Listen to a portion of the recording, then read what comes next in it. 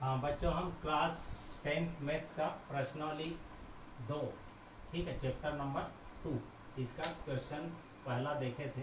अब क्वेश्चन तीसरे का एक तीसरा क्वेश्चन देख रहे हैं। किसी भी विधि से समीकरण हल कीजिए। ठीक, तो इसके पहले आपको प्रतिस्थापन विधि के बारे में अवगत कराया गया था कि प्रतिस्थापन विधि से किस प्रकार से हम समीकरण को हल करते हैं। ठीक है, अभी हम विलोपन विधि से किस प्रकार से समीकरण को हल करते हैं, ठीक है, इसके बारे में देखते हैं। ठीक, तो चलिए स्टार्ट करते हैं। तो ये हमारा समीकरण दिया x minus Y equal to -1 और 3x minus 2 Y equal to 12। ठीक, अब इसको हमको विलोपन विधि से हल कर रहे हैं। ठीक है, तो विलोपन विधि से यहाँ पे लिख लेते हैं विलोपन विधि। तो विलोपन विधि में होता क्या है, दोनों समीकरण में से या तो चर x या चर y दोनों में से किसी एक को विलोपित करते हैं, है ना।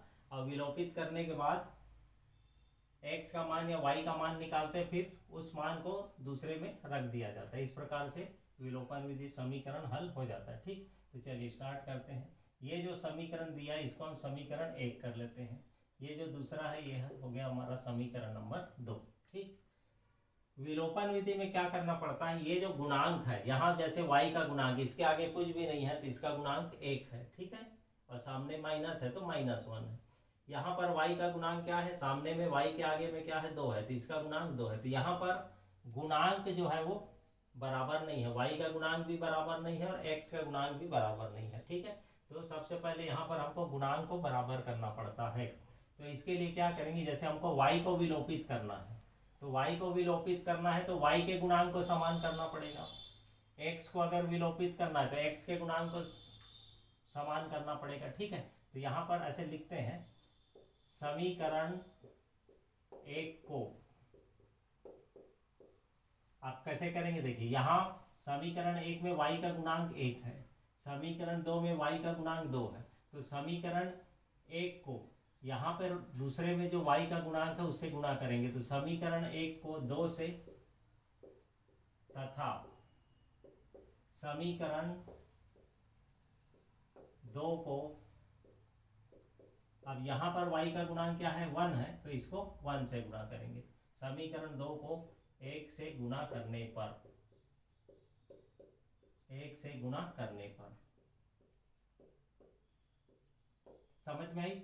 तो ये y का गुणांक यहाँ पर 2 है तो इसको यहाँ पर इसको 2 से गुणा कर दो, यहाँ पे लिख सकते हैं इस प्रकार से। यहाँ पर y का गुणांक 1 है तो इसको 1 से गुणा कर देते हैं। ठीक है, अब यहाँ पर 2 लिख दिए तो ये पूरे से इसको 2 को गुणा कर रहा है तो ये 2 से इसको गुणा करोगे तो 2 इंटू एक्स ये हो जाएगा 2x, माइनस का माइनस 2 को y से गुणा करेंगे तो ये हो जाएगा 2y बराबर माइनस 2 एकम 2, ये हो जाएगा 2। ठीक है, अब इसको 1 से गुणा करेंगे तो 1 से गुणा करेंगे तो यही आएगा मान, तो ये हो जाएगा 3x माइनस 2y बराबर 12 एकम 12, ये हो गया 12। आप क्या करते हैं इसमें, देखिए यहाँ पर y का गुणांक अब बराबर हो गया, इसमें भी 2 आ गया, इसमें भी 2 आ गया। अब y के गुणांक बराबर हो गए तो चिन्ह को ध्यान देते हैं। तो ये दोनों का साइन माइनस में है तो दोनों माइनस में, तो इसको हम कैंसल नहीं कर सकते। तो इसके लिए क्या करना, चिन्ह को बदलना पड़ेगा। तो यहाँ पर हम घटाने पर करके लिखते हैं, क्या लिखते हैं, घटाने पर। ठीक है, यहाँ पे लिखेंगे घटाने पर। तो जब भी घटाने पर लिखेंगे तो क्या करते हैं, चिन्ह को बदलते हैं नीचे वाले समीकरण का।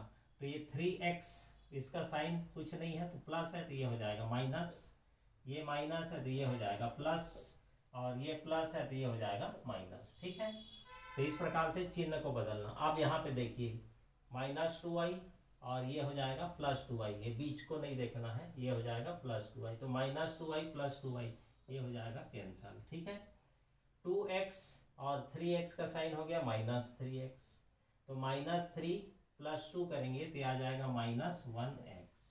3 में से 2 को कम कर देंगे और माइनस वाला बड़ा है इसलिए साइन माइनस का लगाना है। चिन्हों का विशेष ध्यान रखना है क्योंकि गणित में एक प्लस माइनस अगर मिस्टेक हुआ तो पूरा क्वेश्चन गड़बड़ हो जाता है। ठीक है, तो इस चीज को ध्यान रखना है।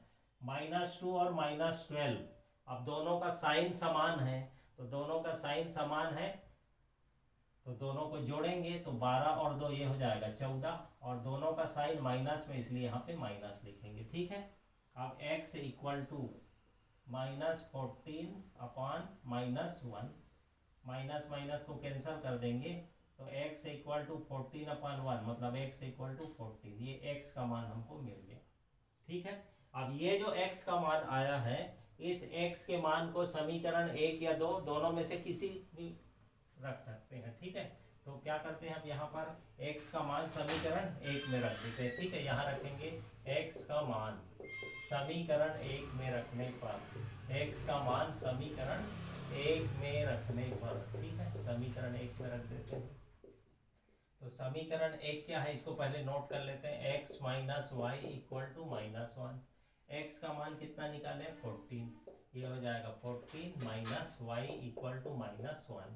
ठीक है, अब ये जो -y है इसको इधर पक्षांतर कर देते हैं, या -1 को इधर ले आओ। ठीक है, y को उधर ले जाओ, तो ये 14 -1 इधर आके हो जाएगा +1 इक्वल टू -y इधर आके +y। यहाँ पे क्या हुआ है, पक्षांतर किए हैं, तो पक्षांतर जब भी करते हैं तो साइन को चेंज करना पड़ता है। ठीक है, तो ये हो जाएगा 14 + 1 कितना हो गया 15, तो y का मान आ गया 15। ठीक है, तो ये हमारा आंसर होगा x इक्वल टू 14 और y इक्वल टू 15, ये आंसर है। ठीक है, तो ये तो निकल गया x और y का मान।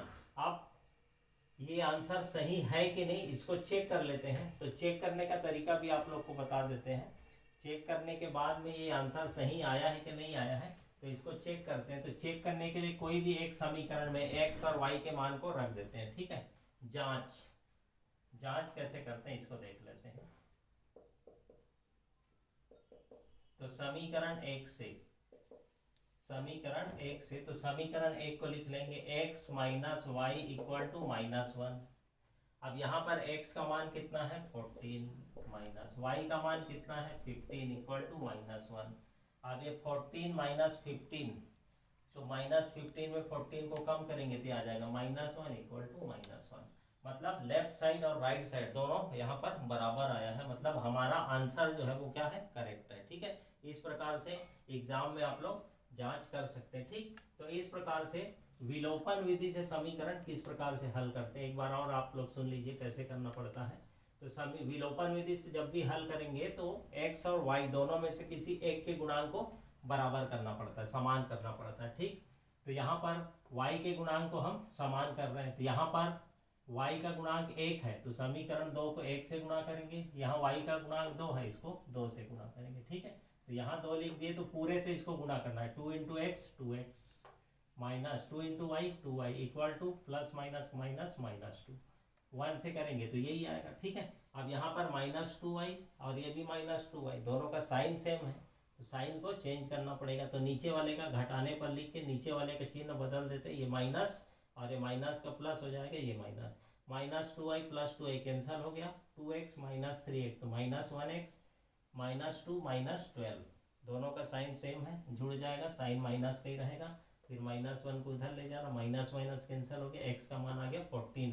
अब ये जो x का मान है इसको दोनों में से किसी भी एक समीकरण में रख देते हैं। तो समीकरण 1 में x का मान रख रहे हैं, तो x - y equal to -1, x का मान आया 14 -y इक्वल टू -1, पक्षांतर करने पर -1 इधर आके +1 हो गया, -y उधर जाके +y हो गया, तो y का मान आ गया 15, x का मान 14 और 15 है। ये हमारा आंसर है। ठीक, अब ये एग्जाम में अपने को पता नहीं चलता कि आंसर सही है कि नहीं, तो उसको जांच कर सकते हैं। कोई सा भी एक समीकरण में x और y का मान रख देना है। जैसे यहाँ पर हम समीकरण 1 लिए हैं, x का मान 14, y का मान -15 इक्वल टू -1, तो 14 - 15 करेंगे तो -1 आएगा। ठीक है, तो ये राइट साइड में जो दिया है उसके बराबर आना चाहिए, दोनों पक्ष बराबर, इसलिए हमारा जो आंसर है वो क्या है, सही है। ठीक है, इस प्रकार से विलोपन विधि से हम समीकरण को हल कर सकते हैं।